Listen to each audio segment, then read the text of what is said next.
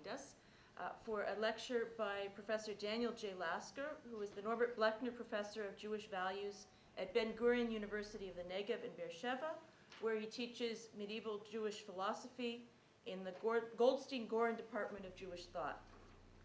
Professor Lasker holds 3 degrees from Brandeis University up the street, and he's also studied at the Hebrew University in Jerusalem. He is the author of 4 books and over 150 other publications, and he didn't even give me the list to read out, so you'll not be here all night, in fields of Jewish philosophy and theology, the Jewish-Christian debate, Karaism, the Jewish calendar, and Judaism and modern medicine. He's also lectured widely at universities and synagogues throughout North America, as well as at professional conferences on 5 continents. I'm waiting for him to get to Antarctica. And during the current academic year, Professor Lasker is the Horace W. Goldstein Visiting Professor in Judaic Studies at Yale University. And this spring, he's also the Dean Ernst Schwartz Eminent Visiting Professor of Jewish Philosophy at Queens College in the City University of New York. When we were trying to find a date to bring him back to Boston College, we were negotiating between these different commitments, trying to find out whose spring break was not meeting with somebody else's spring break. He really wanted to come last week, and we told him, sorry, that we weren't going to be here. Tonight's lecture is titled The Jewish-Christian Debate in the Early Modern Period, Spinoza, Modena, and Isaac of Troki. And this is a period and an area which has not received a lot of attention yet in the study of the relationship between Jews and Christians. And so we're looking forward to learning some new material from my friend and colleague, Professor Danny Lasker. Does everybody have a handout? Thank you very much. It certainly is a pleasure to be back here at Boston College. I want to thank Professor Ruth Langer for inviting me, and Professor Phil Cunningham when he comes. Thank you also. I was here 2 years ago. I gave a lecture, and at the time I said that I wasn't sure how much the lecture would help further the goals of the Center for Jewish Christian Learning, given the fact that, at least from the time I looked at the website, it said that one of the goals of the center was to promote Jewish Christian understanding, mutual understanding, and I usually talk about periods and questions and literature, which shows a lot of mutual misunderstanding.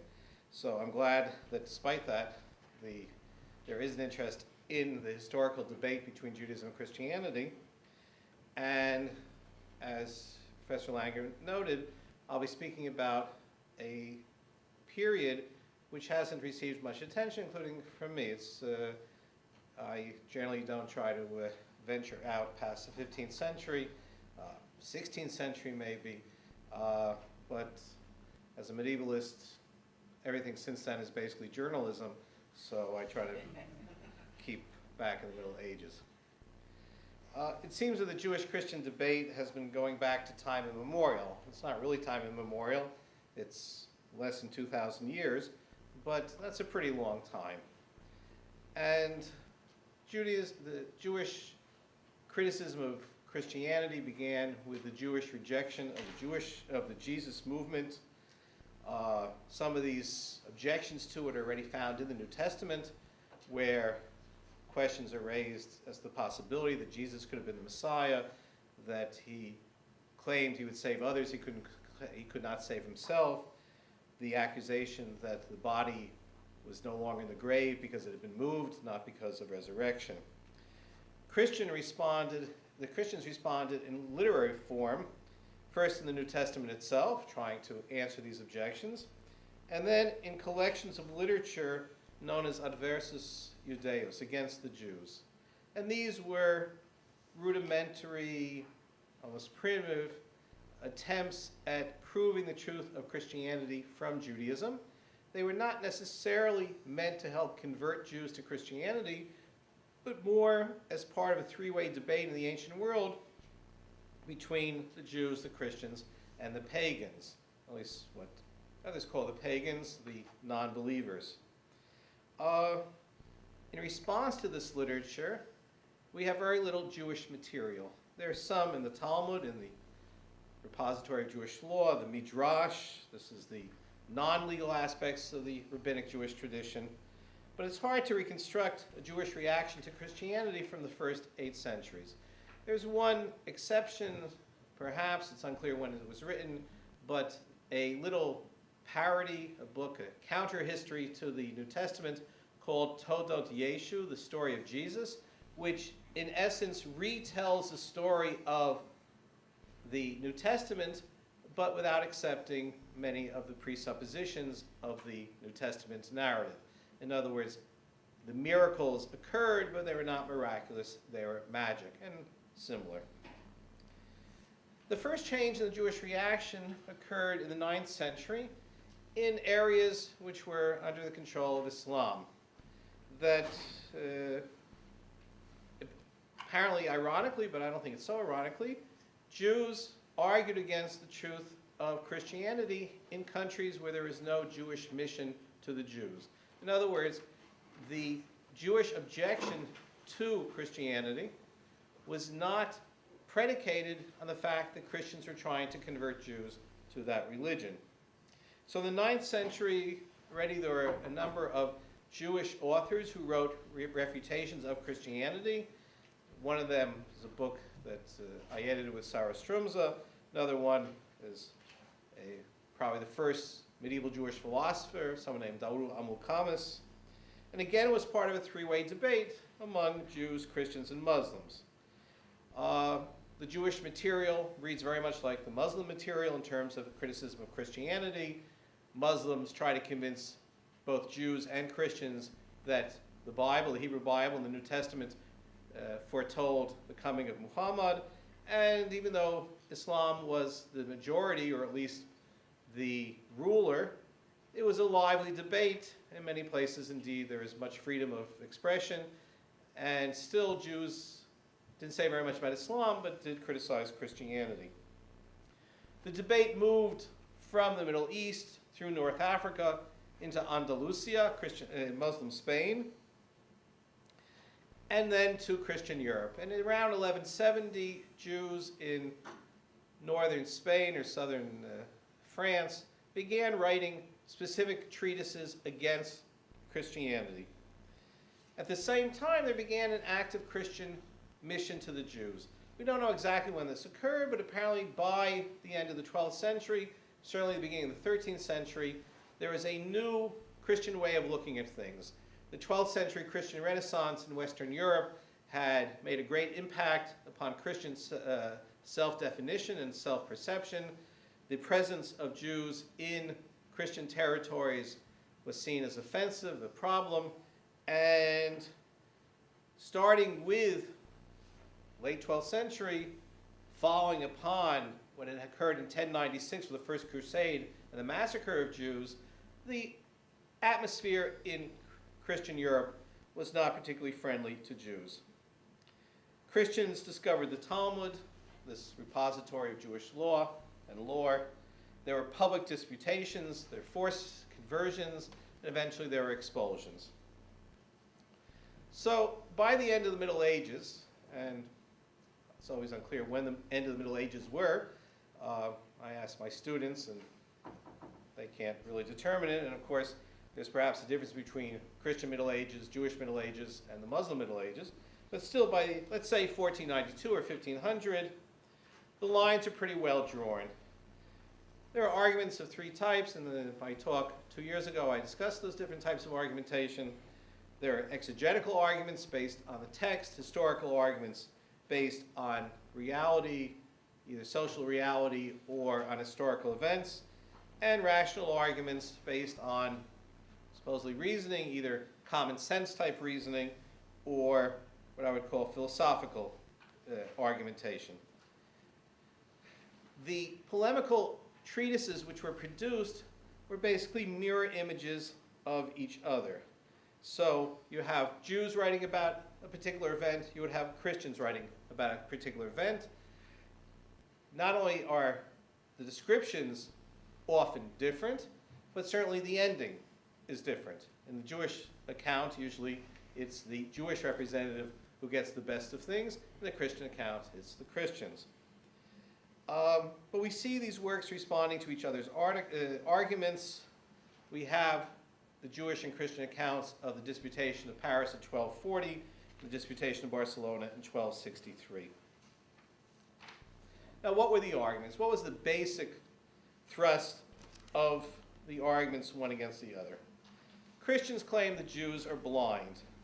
The long exile is a punishment for the death of Jesus and his continued rejection.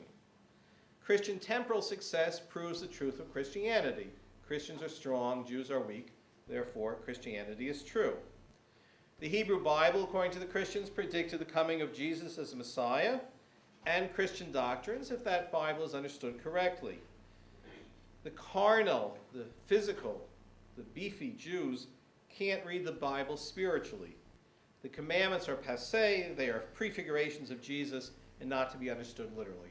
So that's the Christian take on the relationship between Christianity and Judaism. How did Jews respond? Well, first of all, by saying that Christians distorted the meaning of the Bible. They read allegorically what should be read literally, and they read literally what should be read allegorically.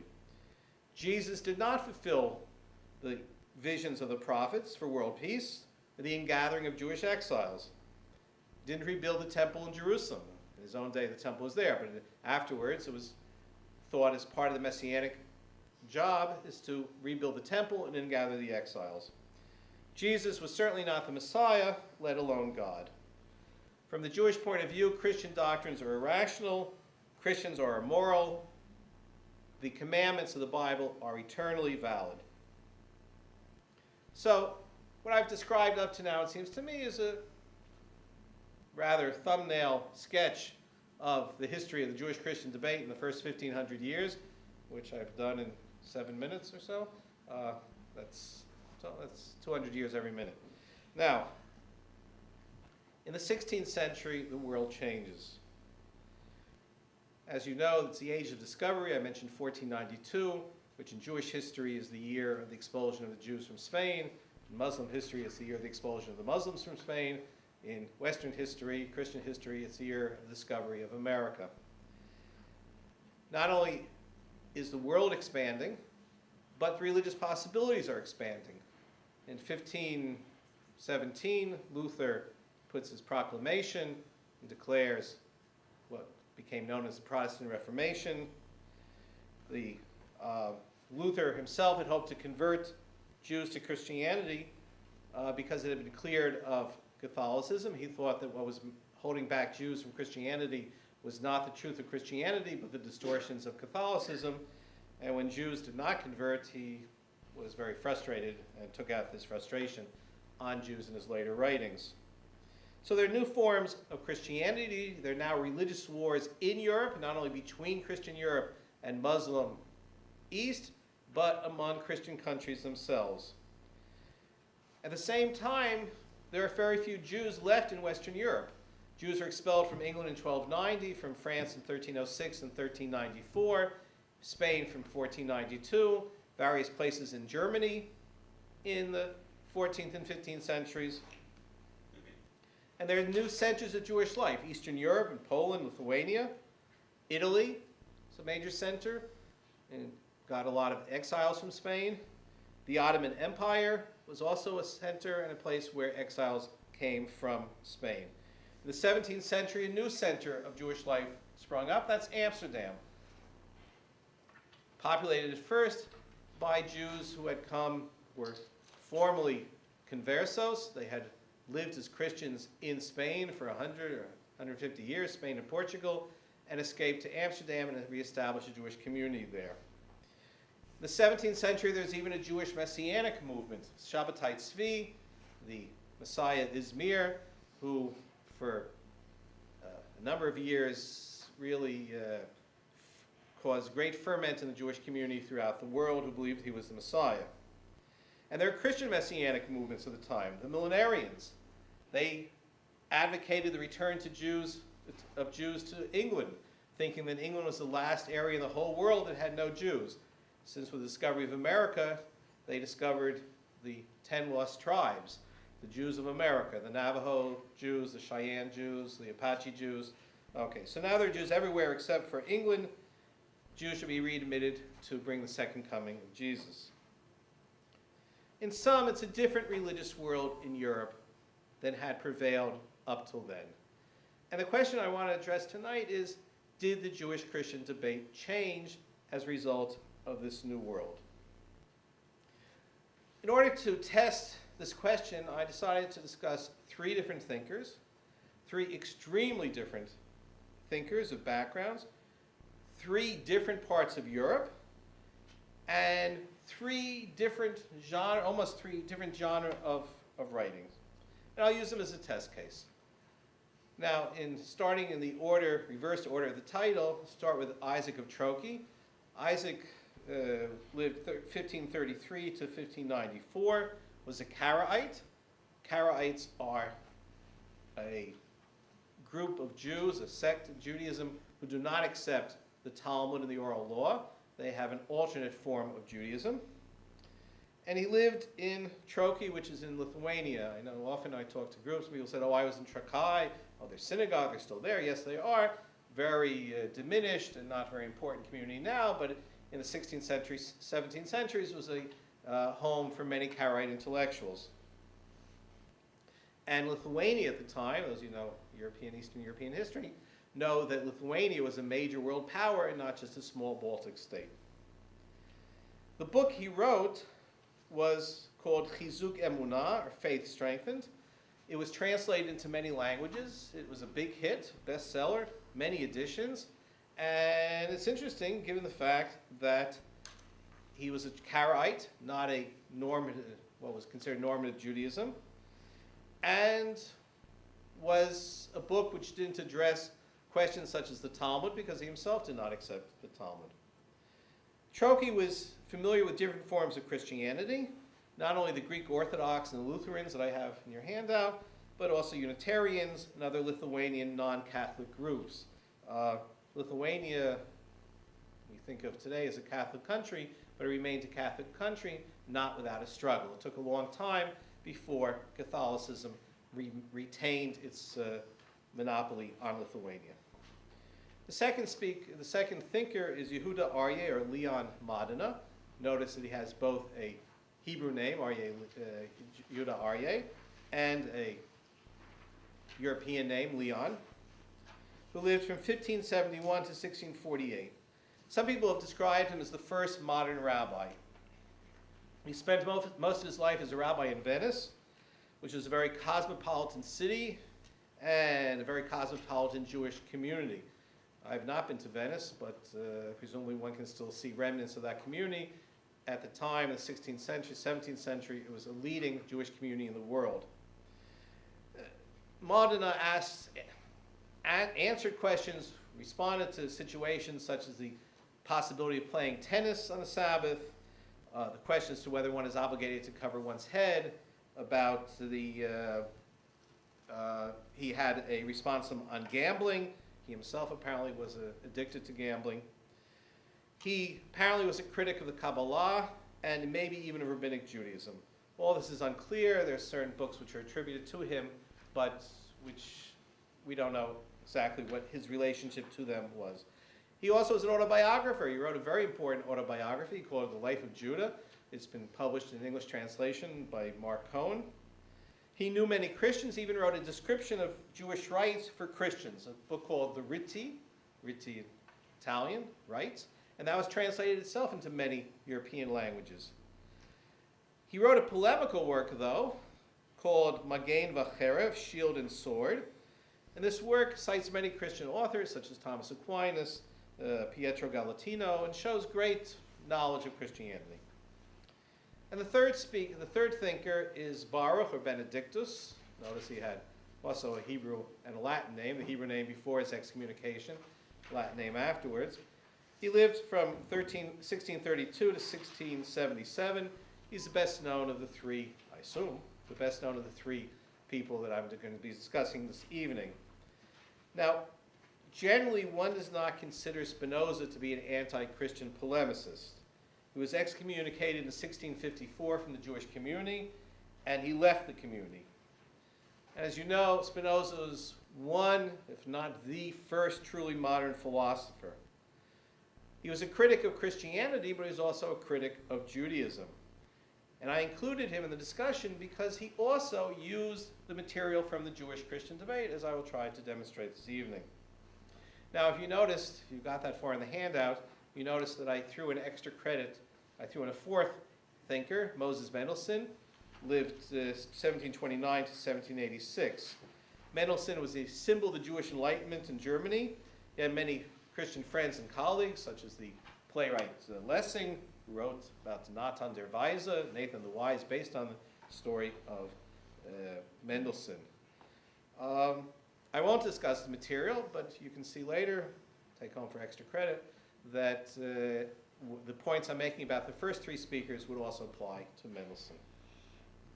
So the question is, do Jewish-Christian polemics change in the early modern period? One might think that that's the case for the reasons I outlined, but is that so? Let's start out with Troki. That's the first selection. The Chizuk Emunah, the faith strengthened, is really a debater's manual. He starts out with verses from the Hebrew Bible and then from the New Testament. He shows great familiarity with Christianity, Christian doctrines, Christian schismatics. Now, if you notice in the handout, at the beginning of chapter 3, which is before the exegetical part, he records a discussion with a member of the Greek church, obviously a Greek Orthodox.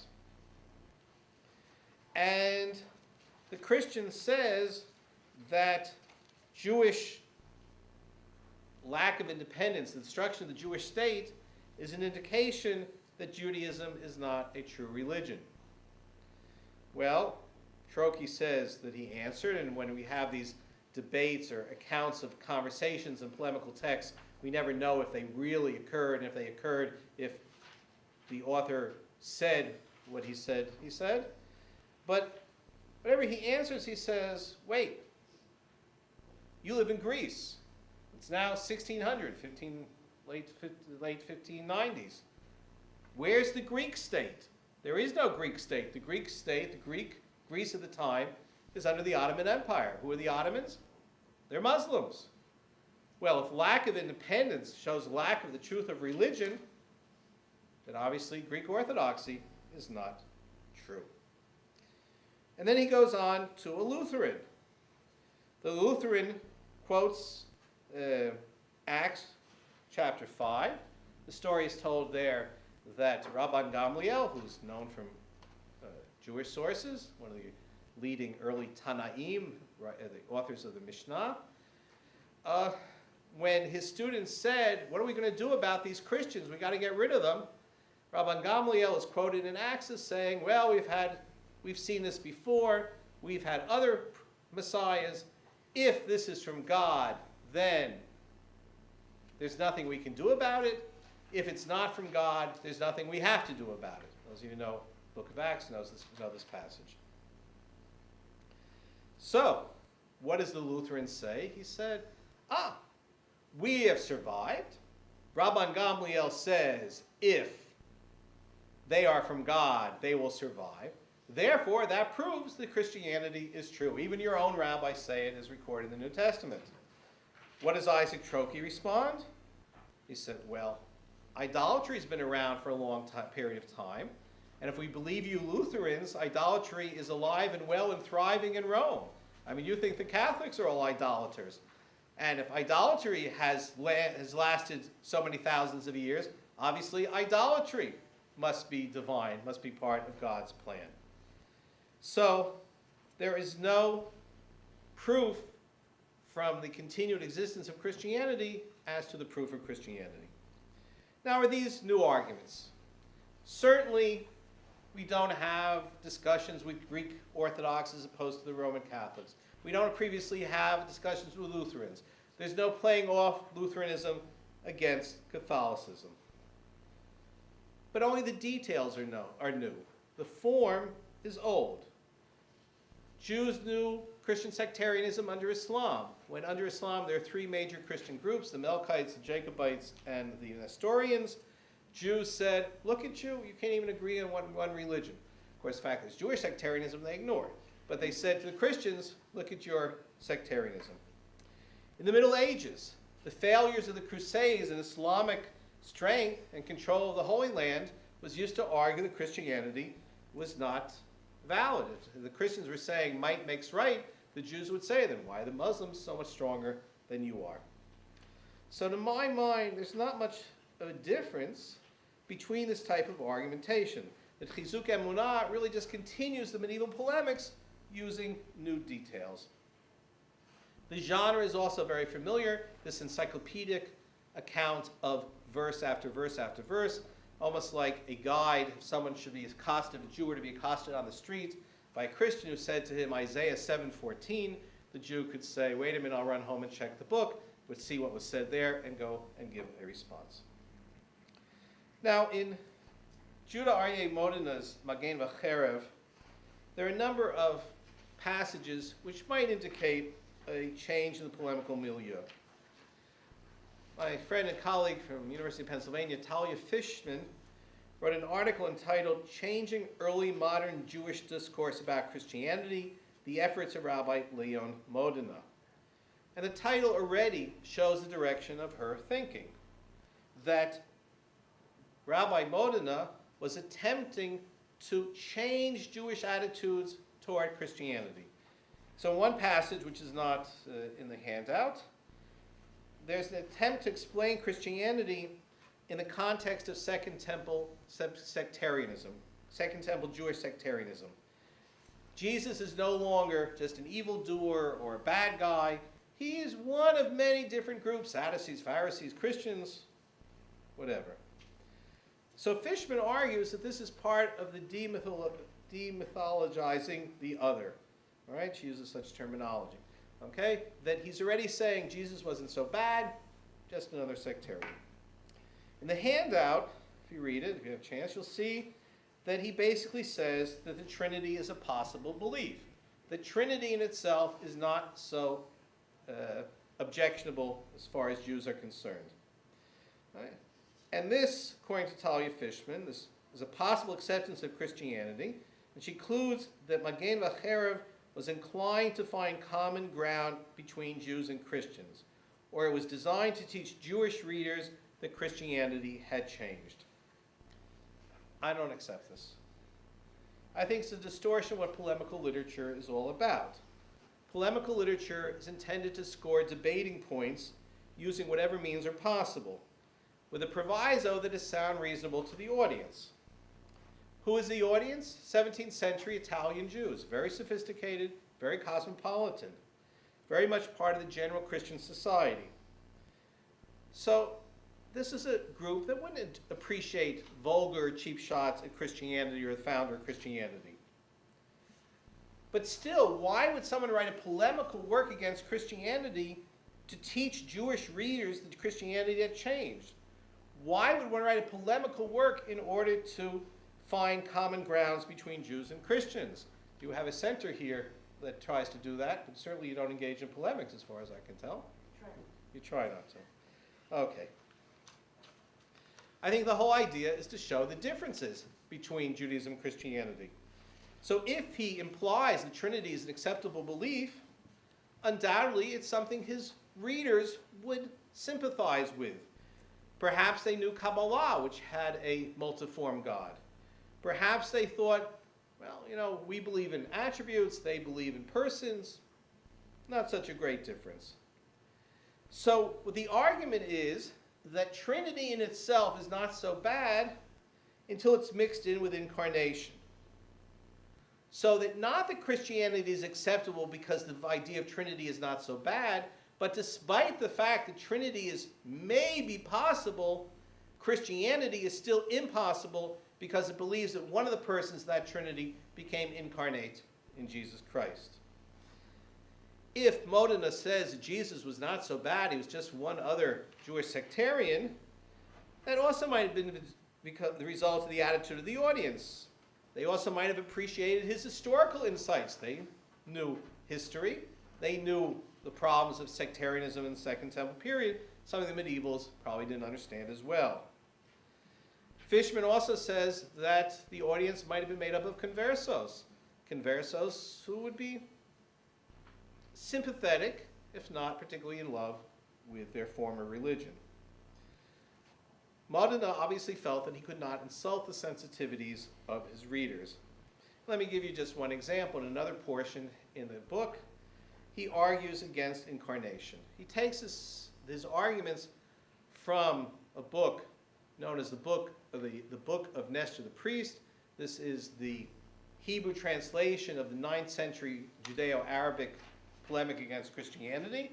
And there, the work has two sorts of arguments. There's the vulgar arguments, namely God would not reduce himself to spend 9 months in the disgusting female innards.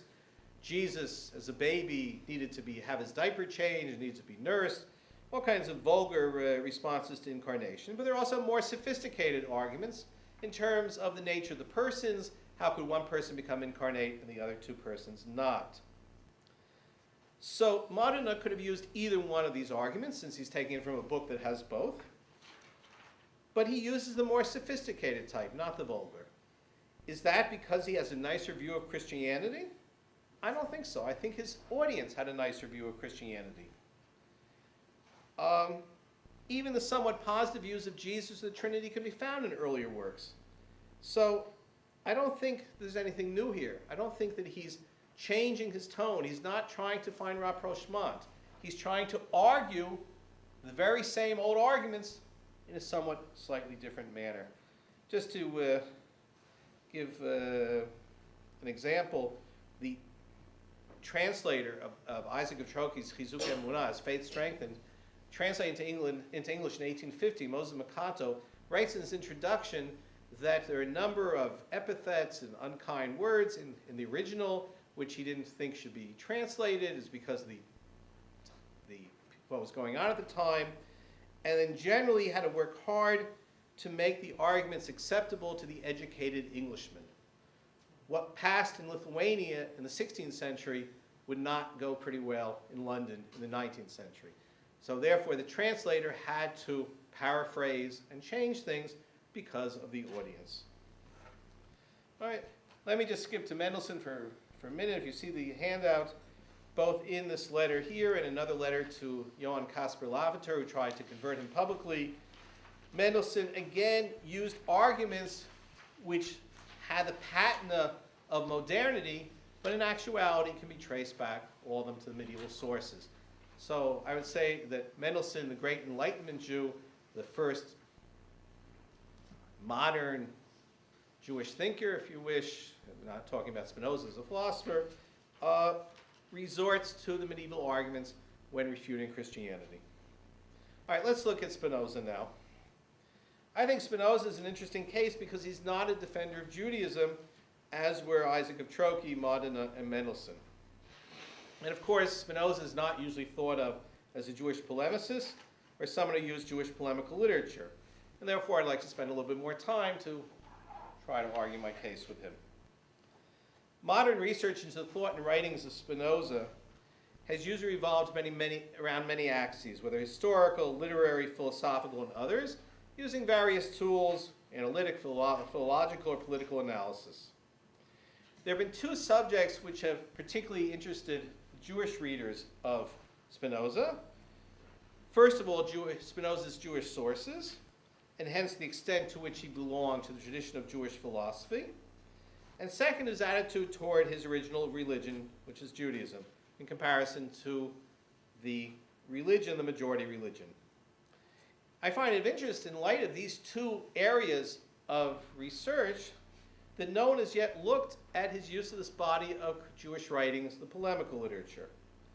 And I think that his use of the polemical literature can illumine his attitude toward the religions, namely Judaism and Christianity. First question is, could he know this literature? And the answer is yes. Amsterdam was a hotbed of polemical activity. The community were mainly conversos, previous conversos who returned to Judaism, people who had been constantly under pressure in the Iberian Peninsula, even after the expulsion. There was polemical work, arguments made against Judaism to keep conversos from returning to their Jewish roots. in the 16th century, the Portuguese monk Francisco Machado wrote a book called The Mirror of the New Christians, combining a lot of old arguments with some of his new arguments against the truth of Judaism, or the possibility that Judaism is true. Portugal, of course, is the origin of Spinoza's family. But in his own day, there are two important former conversos, or Sfardi, Spanish polemicists. One is Elijah Montalto and Saul Motera. Saul Motera, maybe you recognize the name, was one of the signers of Spinoza's excommunication, 1656. There's also Robio de Castro and Rafael d'Aguilar.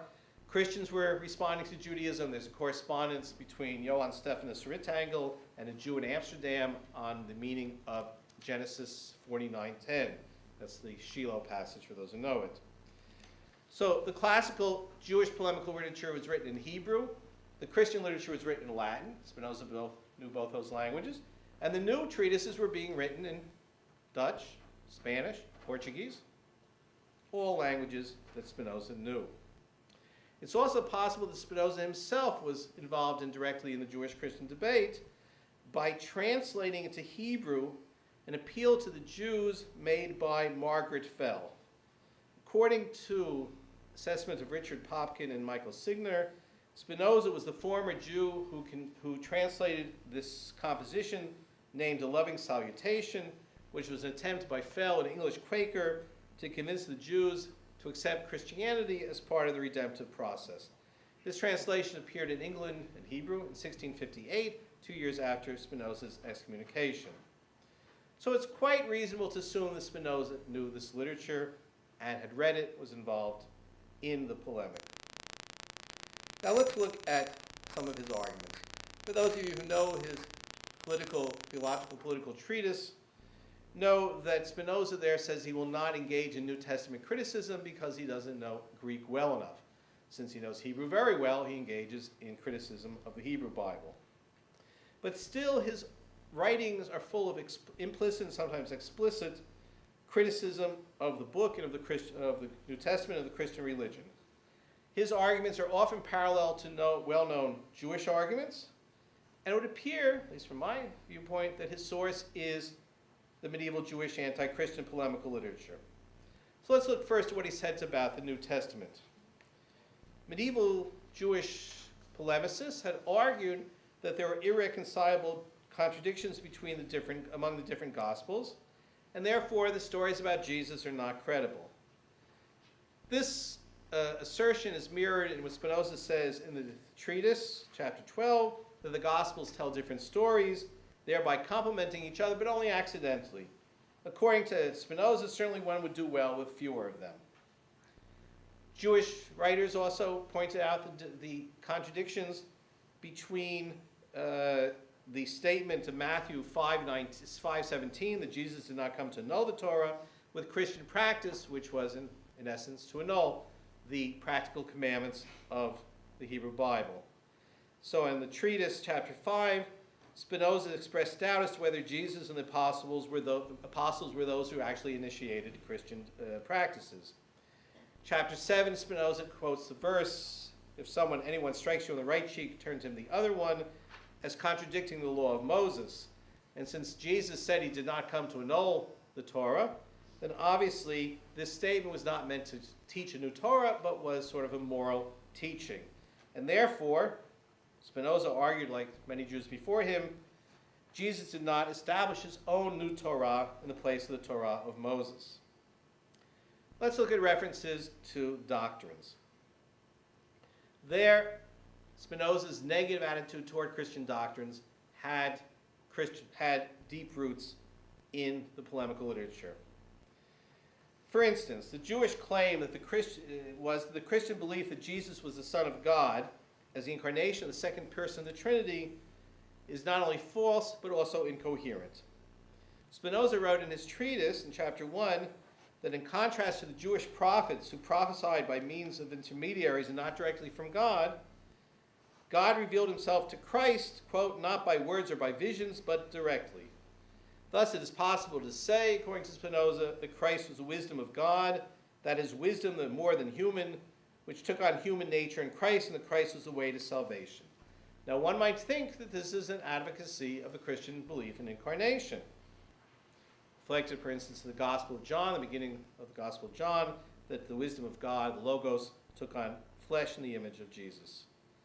But that would not be correct, because immediately in the same place in the Tractatus, in the treatise, Spinoza wrote that I must here ask to be noted that I am certainly not alluding to the doctrines held by some churches about Christ, nor am I denying them, for I freely confess that I do not understand them.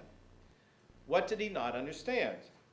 Well, the answer can be found in Epistle 73. This is in the handout, the second selection from Spinoza.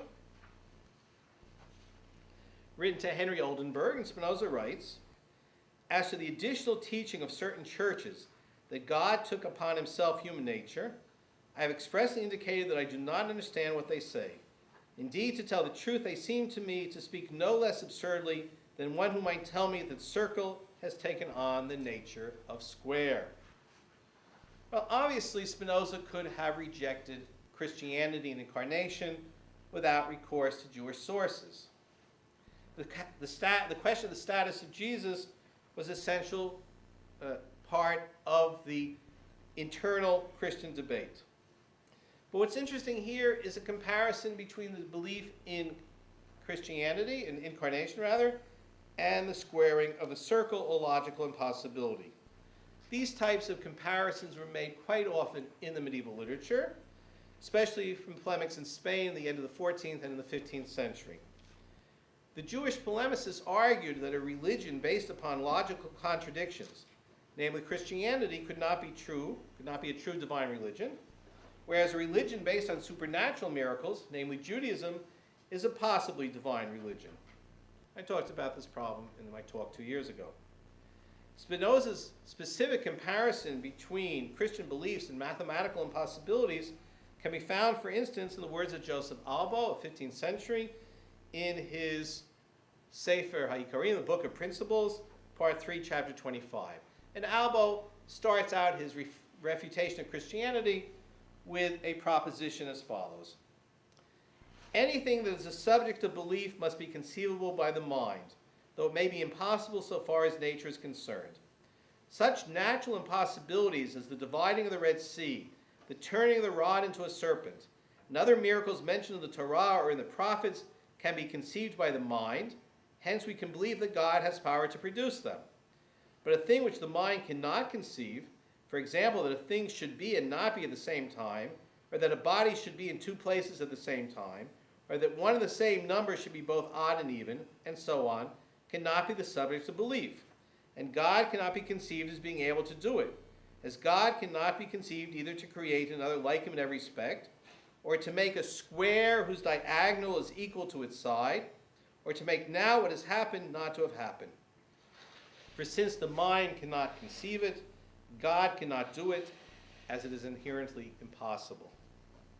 So Albo distinguished between religious beliefs which are naturally impossible, such as the splitting of the Red Sea, and those which are logically impossible, such as incarnation. Beliefs of the first type are rationally possible, and therefore religion may teach them. Beliefs of the second type, however, are absolutely impossible and disqualified. Now, it's hard to believe, it's impossible to believe that Spinoza accepted this distinction because he himself did not believe in supernatural miracles. But his comparison between incarnation and squaring the circle reflects very well the writings of Albo and others that Christian beliefs are like mathematical impossibilities. Another anti-Christian argument can be found in Spinoza's Epistle 12a, also in your handout. In a letter to Ludwig Meyer, in this letter, Spinoza responded to a number of questions concerning the appendix Metaphysical Thoughts to his book, Principles of Cartesian Philosophy. Spinoza wrote at the time, in this appendix, among other things, that Son of God is equal to the Father. Apparently, Meyer wished to understand what Spinoza meant by this phrase. So Spinoza responded, the matter is clear. Things which agree with the third thing agree with one another. Spinoza said, actually, it's not so important to me, you can do whatever you want, and Meyer apparently excluded this passage from the printed edition of Spinoza's work. Now, Spinoza's argument is as follows. If the Father is God and the Son is God, then clearly the Father is the Son. Well, this can be found, for instance, in the epistle, Be Not Like Your Fathers, of Profiat Duran, in the late 14th century. Writing to his friend or former friend in a very ironic style, Duran wrote, Be not like your fathers who were forced by their intellects to admit the truth of rational, philosophical, metaphysical, logical, and mathematical principles, and the derivative principles which are derived from them. On the basis of these principles, they built an arsenal on the mountains of the intellect. They used profound discussions in order to achieve the ways and orders of logic, distinguishing between a demonstrative syllogism and that which is not demonstrative. As for you, do not act in this manner. God forbid that you should believe that the conclusions of the first mood of the first figure of the figures of the syllogisms, which is the foundation of the whole science of logic, will follow from the conditional predicated on the universal. Forget the terminology. You will be led into denial of the faith if you should say, A, the Father is God, B, God is the Son. This should not generate the result that C, the Father is the Son. In the 15th century, the commentator on this epistle, Joseph ben Shemtov, used a very similar type of syllogism. And this was followed by other polemicists, including Judah Aryeh Modena, whom I mentioned before. So Spinoza made reference to the logical statement that two things equal to a third thing are equal to each other. He didn't use the technical terms as found in Duran and Joseph ben Shemtov, but the result was the same. If the Father is God and the God is the Son, then the Father is the Son. The Christian belief that one can distinguish between the Father and the Son, although both of them are God, is incoherent. Spinoza's most concentrated and continuous criticism of Christianity can be found in Epistle 76, addressed to Albert Berg. Albert Berg had converted from Protestantism to Catholicism, and he wrote a long letter to Spinoza, Epistle 67, with the justification of the steed and the hope of convincing Spinoza to convert to Christianity. Spinoza started his response, which was intended to explain why he didn't become a Catholic, with a statement that it will not recount the vices of priests and popes, as is often done by the opponents of Catholicism who have unworthy motives. This accusation of immoral behavior on the part of the Catholic clergy are included in many medieval Jewish polemical compositions, beginning with Joseph Kimchi's Book of the Covenant around 1170, including the Old Book of Polemic, Nitzachon Yashan, one of the most popular books of medieval Jewish polemic in the late 13th century, anonymous author. In general, Jews claimed that the declared celibacy of the priests, the monks, and the nuns was fictitious, since they had sexual relations among themselves as well as with the general Christian population. Spinoza continued the letter with a reference to the Eucharist, which according to the Catholic doctrine turns into the real body of Christ. The status of the Eucharist was an important matter of debate between Catholics and Protestants. Catholics understanding it literally, Protestants usually understanding it non-literally, figuratively. Spinoza mentioned an incident in which the consecrated Eucharist was thrown to the horses in the city of Chastillon in 1635 without any disastrous consequences, which one could assume would have happened if the disgraced bread had actually been the body of Christ. Spinoza compared the true infinite God with the bread of the Eucharist and called to his interlocutor, "O youth deprived of understanding, who has bewitched you into believing that you eat and hold in your intestines that which is supreme and eternal?" So here again, Spinoza can be seen as part of the tradition of the Jewish critique of Christianity, in which there's no dearth of strong arguments against the Christian belief. So for instance, returning again to Profiat Duran in his ironic words, he says to his interlocutor, "And you, O brother, have saved your soul. Eat and be satisfied, since your savor is in your innards. Hallow and sanctify God, since the Holy One of Israel is in your midst." And here we have a pun, your innards and your midst. The same Hebrew word, b'kirbecha, the second one based on a verse in Hosea. Spinoza made reference as well to Borg's claim the general consensus of Catholics concerning the doctrines of their faith, in addition to the number of Catholics who died as martyrs to the faith, strengthens the certainty that Catholics have concerning their religion. Spinoza answered that in essence this is a Pharisaic or rabbinic Jewish argument, since they also use consensus and death of martyrs as proof of reliability of their religion. Spinoza even mentioned a Jew named Judah who was burned as a martyr, continuing to proclaim his truth, his belief in Judaism to the very end.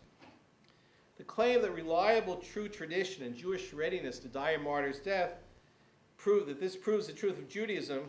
One of its main sources goes back to Judah Halevi's Kuzari in the 12th century.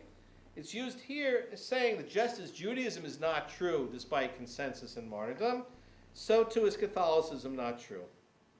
Spinoza continued by saying that Catholicism is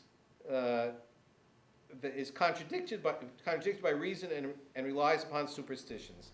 So here we see that Spinoza's criticism of Catholicism integrates motifs taken from the Jewish critique of Christianity, the Protestant arguments against Catholicism, and rationalistic claims against religion in general.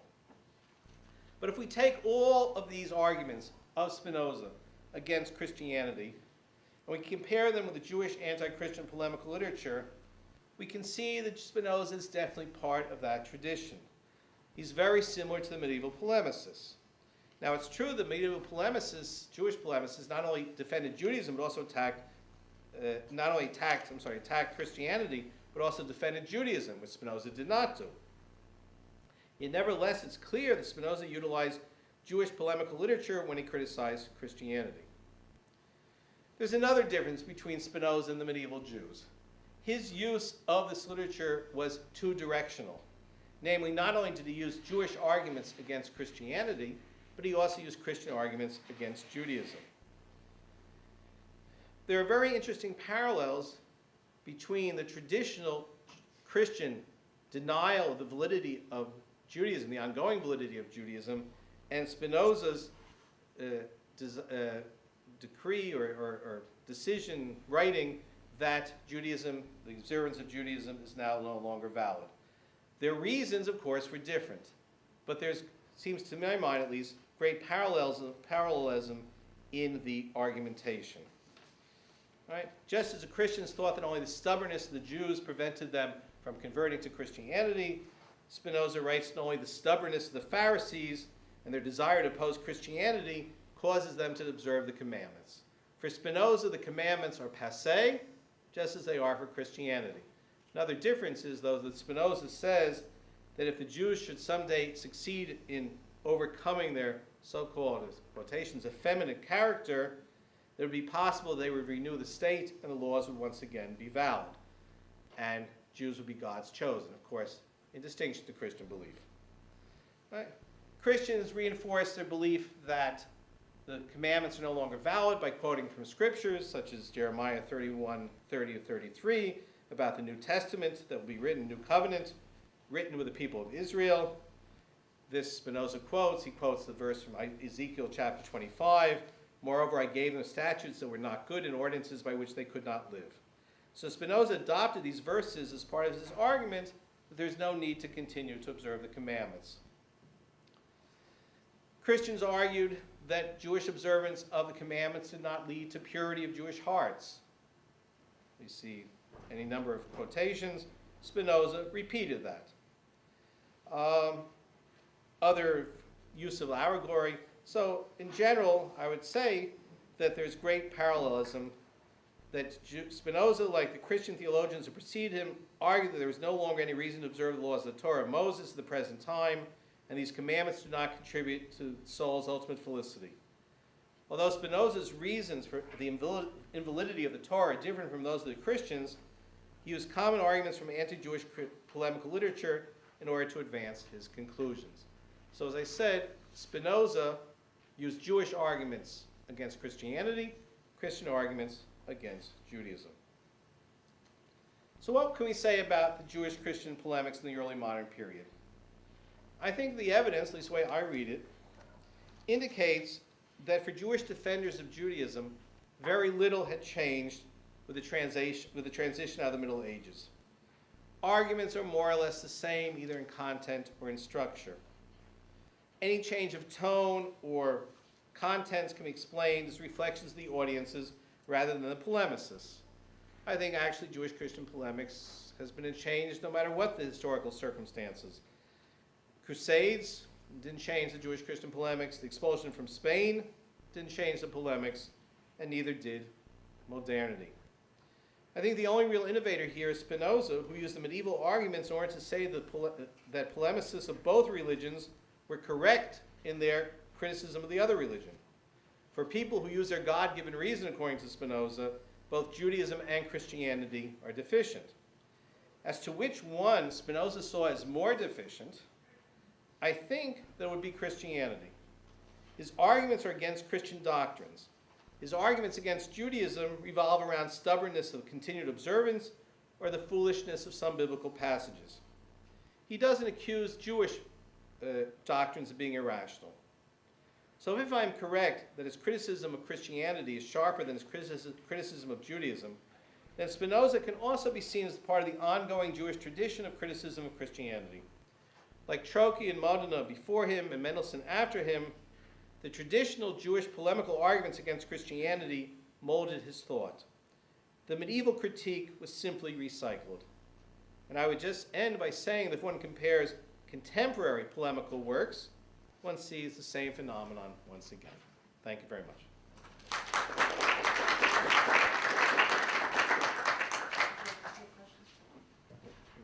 Be happy to answer questions. Yes, you mentioned a three-way debate existing in the ancient world, and also the third party being the pagans, and also in the medieval period, the third party being the Muslims.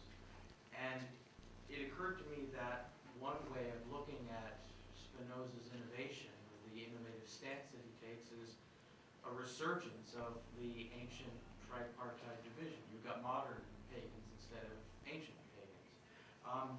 If you compare things that way, how does Spinoza compare to these counterparts in the ancient world?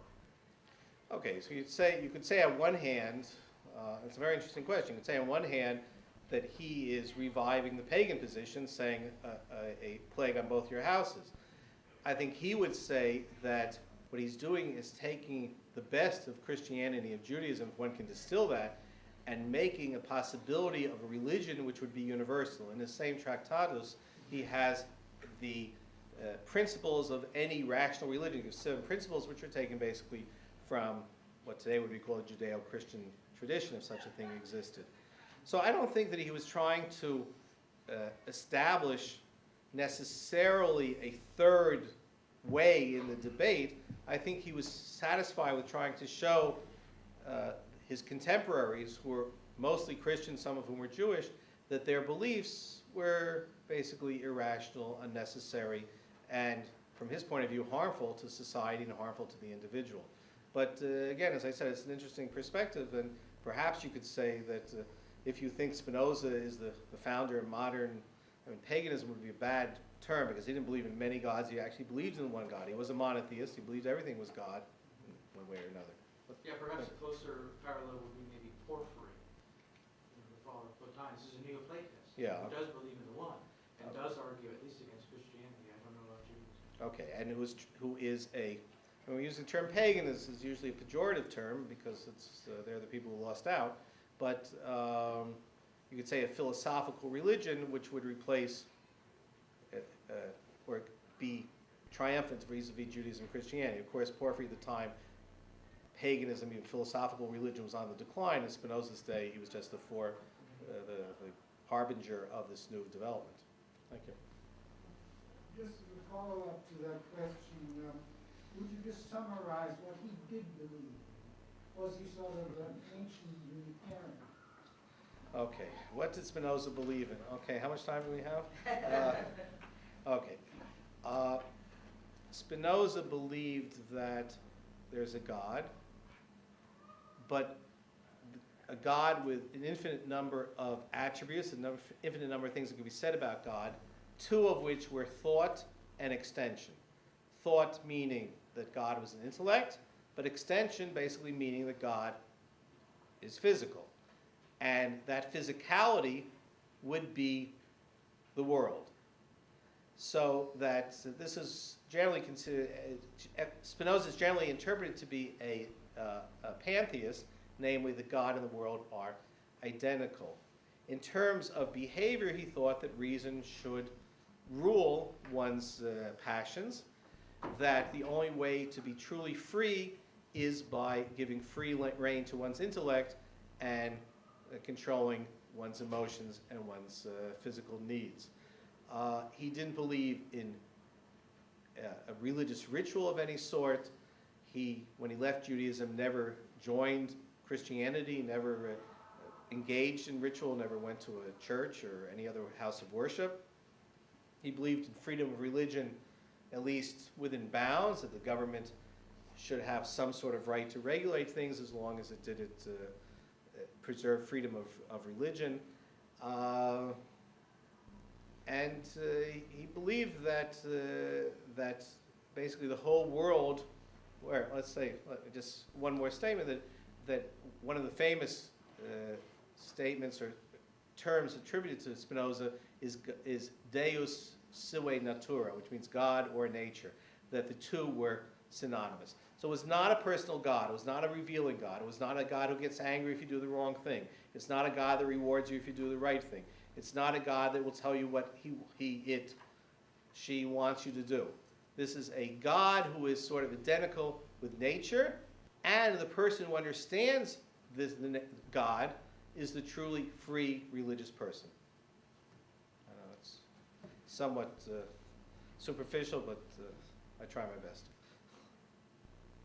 Yes? And you mentioned he did not go along with a personal God. What is the definition of a personal God in his thoughts? There are many definitions of this. Well, the way I used it would be, let's say, a God who knows you, who might even know the question you just asked me, and presumably knows the answer I just gave you.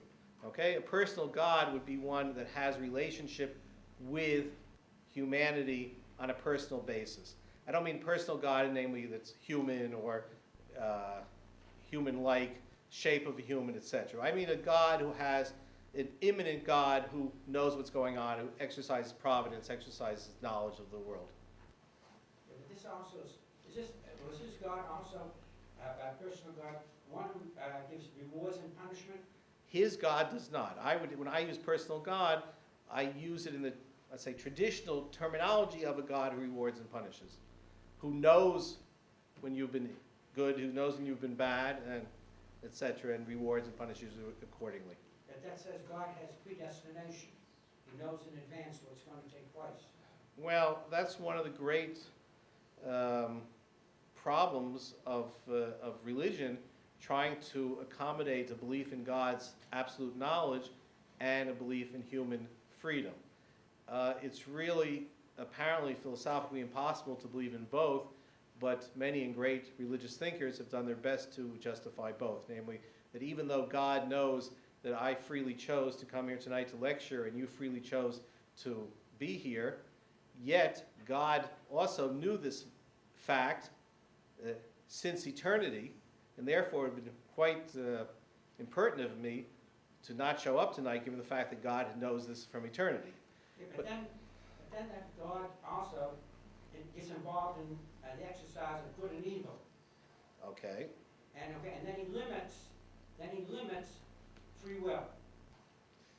Well, as I said, this is a conundrum which many religious thinkers have tried to solve, and the different solutions represent how different people have tried to solve the problem. Now, there's not one traditional answer to this question of free will, limitation of free will, foreknowledge, reward and punishment. They're all fit together. The problem of evil also is part of that. They all fit together, but as I said, the different possibilities of how to solve the problem are, historically, there have been different attempts. Spinoza's attempt by solving the problem is basically that God does not know, God does not reward. He seems to be a determinist, but a causal determinist. You are here today because of a long line of causes which brought you here this evening. The first, not the first of that long line, but in your particular point, is the meeting of your parents, which resulted in eventually your being born. Okay, so everything that happened had a cause that brought you here tonight. So for Spinoza, neither you nor I had much of a choice about being here tonight, but it has nothing to do with God. Okay.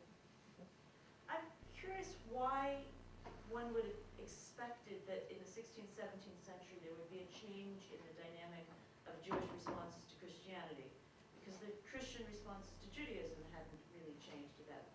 And yet, as a follow-up to that, you also said that the modern Jewish discussions of Christianity, meaning, I think, very modern, contemporary, are following in the same patterns, where the Christian response to Judaism has changed. Okay. So first of all, in terms of what I would expect from the 16th, 17th century, I try to point out that we tend to think, those very few of us who think about the early modern period, tend to think of it as something different, as an age of discovery, Reformation, eventually Jewish Reformation, etc. So I probably would not think in advance that would be it, but I wanted to at least examine the possibility. In terms of the modern period, perhaps I wasn't clear enough in saying I'm talking about the modern Jewish-Christian debate. And outside the walls of this institution and many other institutions, there are indeed Christians who are still engaged in attempt to prove the truth of Christianity to Jews, and there are many Jews who are still involved in the attempt to refute these Christian attempts. So I'm not saying if you pick up Nostra Aetate or Dabru Emet, you'll find medieval themes. I'm saying if you go into Grand Central Station and pick up a pamphlet being handed out by Jews for Jesus, or you go into a Jewish bookstore or go to one of the Jewish groups, I mean, you don't even have to go to a bookstore. Go to jewsforjesus.org, and then you can go for jewsforjudaism.org, and you can compare the two argumentation, and then you can go back to Chizuk Emunah and Nitzachon Yashan, and all the way back, and you say, oh boy, this is good stuff. It's medieval. All right? That's the point I was trying to make.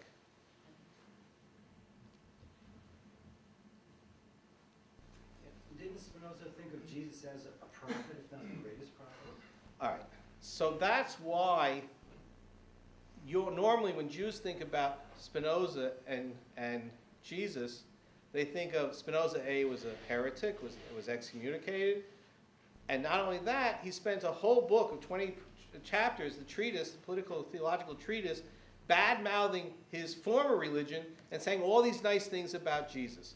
And saying, I'm not even going to discuss the New Testament because I don't know enough Greek. Well, if you read Leo Strauss's work on Spinoza, you know that he thinks this was a whole cover-up. If you look at his letters, and it's interesting, the letters were not intended, presumably, for wide distribution, as was his treatise. There he's much more free in his attitude toward Christianity. So that part of what I'm trying to do is also corrective to this idea that when he says nice things about Jesus, not only that he was a prophet, but basically he was the Spirit of God. He means that in a sort of allegorical way. He doesn't mean it in terms of incarnation. Right? And in the letter to Oldenburg, it's clear he doesn't believe in incarnation. It's clear that he believes that incarnation is a rational impossibility. It's incoherent. It's contradictory. By the way, I just want to point out that this couple over here came from New Haven to hear me because they don't hear me enough in New Haven. They had to come up to Boston to do it. So I thank you very much for coming. Yes, Wayne. Does polemical literature, whether it's defensive or conversionary, result in theological innovation? I think in certain periods of time it does. Certainly the early Christian polemical literature did. If you look at Justin Martyr's Dialogue of Trypho, he is struggling with the relationship between the Hebrew text and his new belief. But this has been going on for 1,600 years. Oh, well, okay. Can anything new be said 1,600 years later? The answer is probably no. As I point out, can there be a convincing, definite answer once and for all? And it seems to me that if no one's come up with it in 1,600 years or 2,000 years, probably the answer is no. There is no definitive, convincing answer. When David Berger and Michael Wishegrad in the early 70s wrote a small little pamphlet on Jewish Christianity, which was a very polite and very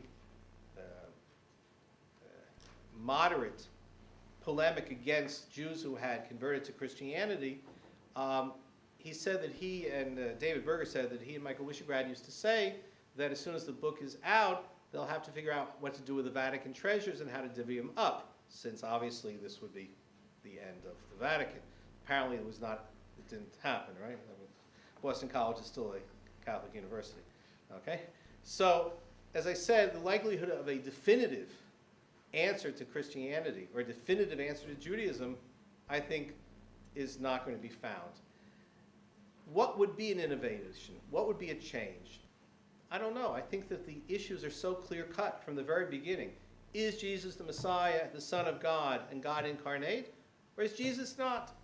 And I think that Christianity, to be Christianity, has to say yes, and Judaism, to be Judaism, has to say no, and the rest is commentary. The rest is finding ways of explaining it. Now, let's look at a very modern innovation. Some of you may be familiar with the Bible codes. The Bible codes was taking the Hebrew text of the Bible and going through them with a computer and finding out all kinds of interesting things, predictions of things that happened in the past. Okay? In other words, we don't know what predicts what's coming in the future. We know what presumably predicted it. Who says prophecy is a very dangerous thing, especially about the future, right? The biblical codes are being propagated as scientific proofs of the divine origin of the Bible. The problem is that Christians have discovered the same techniques, and using similar techniques, computer-generated reading of the text, they've discovered that the Bible predicts that Jesus is the Messiah. Again, if you look at the JewsForJudaism.org website, you will find out that the Jewish use of the codes for proving the divinity of the Torah is legitimate and methodologically sound. The Christian use of the same, what looks like similar methodology, is actually very flawed and does not get the result that they want. Now you say, okay, this is new technology, but it's the old argument. Does the Hebrew Bible say that Jesus will be the Messiah, or does the Hebrew Bible not say it? Just recycled, recircled with new technology. What is Spinoza's stance on the work of Maimonides?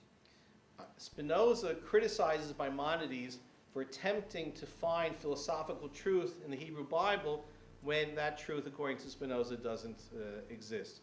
That for Spinoza, the prophets were not, as Maimonides thought, philosophers, but rather simple people with a great imagination, and therefore one should not try to take the prophetic words and allegorize them into philosophical truth. The Bible has its own method of reading. Philosophy has a different method. So that Maimonides, according to Spinoza, is ultimately flawed in his attempts to find a bridge between reason and religion. Thank you very much. Thank you.